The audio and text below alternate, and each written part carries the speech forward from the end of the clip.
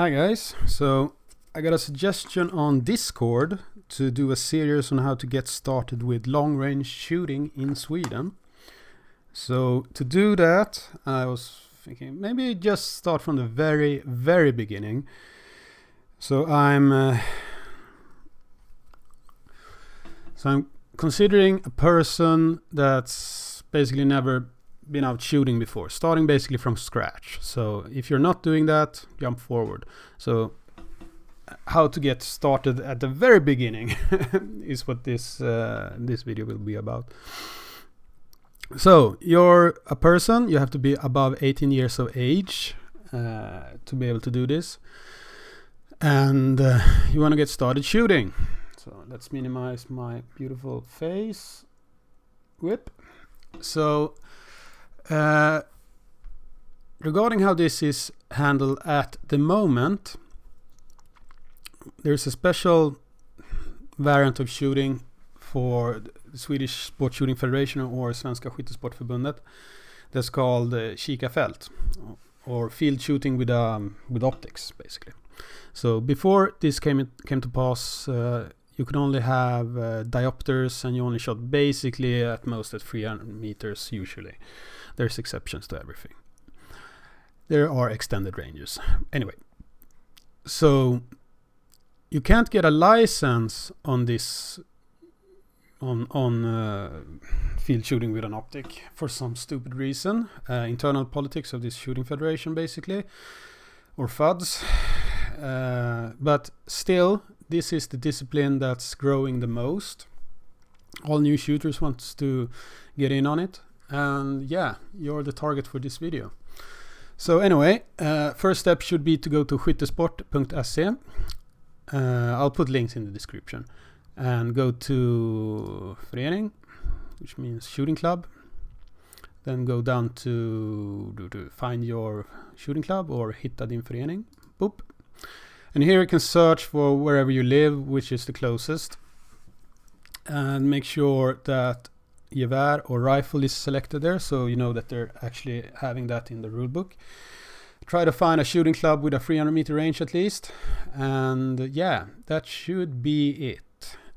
And then I go to their homepage or email their contact or phone their contact and say that you're a new shooter that wants to join their shooting club. Do they have any beginner things going on, or can I start shooting or whatever?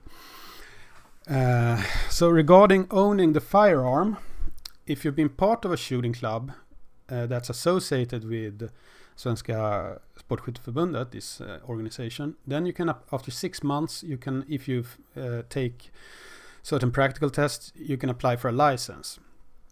But since field shooting with optics or Kikarfält doesn't grant you licenses in this shooting federation for some stupid reason, you can only apply for a certain rifle. So I'm just giving you all a heads up on that. And that's this rifle, the Sauer 200 STR. And it's a really good rifle. So you're not handicapped in any way. This is the rifle I use. And you'll be firing a 6.5x55 cartridge, which is excellent. And there's good match ammunition to buy for it for not super expensive. For example, the Norma Diamond Line field target round, which is exceptional. I've seen people hit targets out to a mile with this rifle and that ammo. I myself have zero issues hitting out to 1200 meters repeatedly at a half mil target, which is 60 by 60 centimeters. It's a really good rifle. But the only downside of this is that it's basically built to be used with a diopter.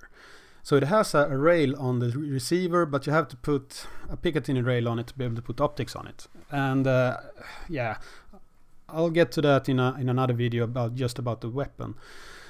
But one detail is that if you have a hunting exam, you can use a hunting rifle with optics. So if you want to be really prepared, take the hunting exam and buy, for example, a Tikka T3X, Varmint or CTR or something. Do not buy one with the fancy tactical stock, because the Swedish police will probably not give you that license. So to avoid misery, buy something with a regular hunting stock and then get a competition stock for it later if you want to. It's not strictly necessary, but it's always nice to have. It will have much better ergonomics for long range shooting. So MDTAC or whatever the names are, SCR.NU has several stocks. So that's just a short intro about the weapons. So what you need to do is get the rifle shooting card. It's a practical and it's a little bit practical, but mostly theoretical about gun safety course you have to do. You can do this online or with an instructor from your shooting club. It's very easy to do. You have to basically be a retard to fail it. And yeah, it's basic firearm safety mostly. And then you can apply for a competition license. The shooting club will give you what is called an IID number. It's an ID number for the shooting sport, basically. That's unique for you. And then you can get a competition license, which you will need. It's 300 Swedish krona, which is about 30 euros or something for a year. It's not much money. And then you can compete externally outside of your club. And that's the fun part. For example, Viking Rifle Series. It's on hold because of the stupid virus, but here you can see the map. It's all over the place. The number 10 there is one of the best shooting ranges in Europe, or the world actually. It's a big shooting field. It's called Cold Bore Range. Is the guys arranging competitions there. There you can fire out to 3,000 meters or more. It's a really, really big Danish military shooting field, which civilians can use. Competitions in Norway are awesome as well, especially those in the northern part of Norway, where you can shoot to any distance basically. But all competitions are super fun, done by really, really enthusiastic people, and it's good competitions, good learning, any kind of distance. But at least for those competitions in Sweden, you need to go the way through Skyttesportförbundet and get the competition license usually. Well, mostly because a bunch of legal bullshit reasons basically. Usually that's the case. So to get permit for land to shoot at, stuff like that. Also insurance reasons, because there's a liability insurance connected to the shooting federation, and you'll need that. So it's gonna be a little learning curve to get to the starting position. Going through this, you haven't even fired a shot basically in long range. But this is the way you should get started with it, at least. It's a super fun competition form with really great people. And if you go the way with the Sauer 200 SDR, make sure to buy a used one. They're kind of expensive, new, about 20 to 23,000 Swedish, and then there's extra costs tied to that with specific rails and stuff that adds on to the price. But you can get a used one. Mine was used. I got it for 8,000 Swedish, which is basically nothing for a really, really awesome rifle. So yeah, we can see how much it costs here. Yeah, so a regular one without the diopter sights here is 22,720 Swedish. And that's a lot of money. But if you buy a Tikka T3X, then it's a lot of money as well, especially when you buy the chassis system for it and all that. This stock that it comes with is really good, and it will do everything you want it to do. So that's nice. Yeah, so let's recap. Go to here, find your local club with a 300 meter range preferably.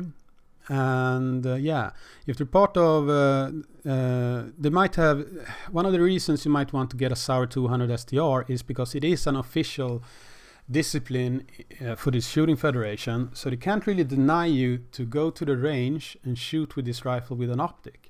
If you show up with your hunting rifle, they might have some FUD rules against anything that's not part of their shooting disciplines, even though indirectly at least hunting rifles are part of field shooting with optics. So it might be, the reason might be that they have only certified the range from the Swedish police for certain rifles and certain calibers, like the 6.5 caliber. So yeah, also the board for the shooting club might be old fuds that start making trouble for you if you show up with something other than a Sauer. So getting a Sauer is always the safest bet, and it is guaranteed to do a really, really good job of long-range shooting. So, and another good thing when we're talking about the Sauer is the barrel change system. So new rifles like the new one from SIG or the new Barrett, or all of them have a specific barrel change system. I haven't seen much videos about this online, but so the barrel and the receiver is clamped. The receiver is two parts, and you clamp it together over the barrel. It indexes, and then you clamp it together using a torque wrench to certain foot-pounds or whatever. And that will make it so that you will almost hit the same hole when you change the barrel. So you can swap calibers, you can change barrel yourself and all that. It's super, super easy and fast. The Desert Tech Bullpups has the same system. So the Sauer, I think it was developed in the late 80s, early 90s, somewhere around that. Just for Scandinavian target shooting. So the SCR is Scandinavian rifle or something like that. But now everyone is copying it because it's a super, super solution for long-range rifles if you want to change the barrel. So it's basically a military requirement now for the US Armed Forces and stuff to have this Sauer 200 STR system. Actually, I'm not sure if they were the first with it, but as far as I know, they are the first who made a really good rifle in series with this barrel change system. So it's actually quite modern, even though it might look old with the laminate stock. So yeah, that's something to consider. And yeah, that's how you get started. So yeah, I'm gonna end this video here. And if you have questions on how to get started at the very beginning, post them below or join me on my Discord channel and ask me directly. Have a nice day!